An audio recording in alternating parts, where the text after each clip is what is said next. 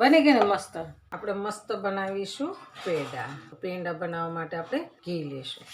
ઘી ઓગળી જાય એટલી વારમાં આપણે 2 ચમચી મેદો નાખીશું. 2 ચમચી નાખીશું આપણે મેદાને સરસ શેકી લેવાનો છે. ઘીમાં આપણે શેકી લેવાનું છે.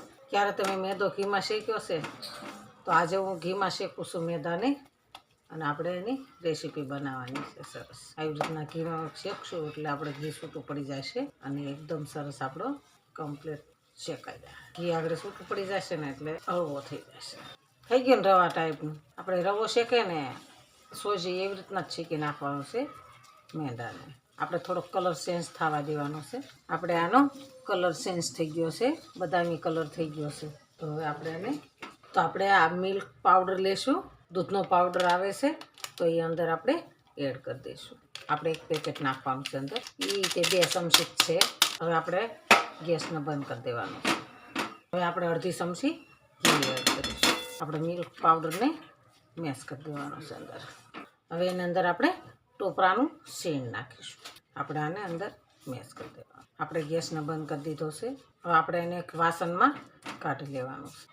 નીચે ઉતારી લઈશું. આ જ વાસણમાં 1 ચમચો ખાંડ નાખવાની. આપણે હવે ગેસને ચાલુ કરીશું. લોયું તો આપણે એ જ લીધું છે. આપણે આને હલાવીશું. ખાંડને આપણે ઓગાળી દેવાની છે. થોડી વાર તપી જાય ને એટલે ઓગળવા મળે છે. આપણી ખાંડ કેરેમલ થઈ ગઈ છે. હવે જે આ બનાવ્યું છે માવો એને આપણે અંદર એડ કરી દઈશું. ટોપરાનું શીણ એ બધું નાખ્યું છે એને આપણે એડ કરી દઈશું અંદર. આપણે એલચીને ખાંડી નાખી છે. એક જ દાણો નાખ્યો છે આપણે. એલચીનો સ્વાદ સારો આવે છે. આપણે ઘી છૂટું પડે ત્યાં સુધી રાખવાનું. તો ઘી આપણું છૂટું પડી ગયું છે તો આપણે આને નીચે ઉતારી લઈશું. પાછો ઓલા ઠંડા વાસણમાં જ કાઢી લઈશું. હવે આપણે આ પવાલી લઈશું. આપણે આ તરબૂચના બી છે અને બદામ કે આપણે આને અંદર એડ કરવાની છે. આપણે બધું મિક્સ કરી દઈશું.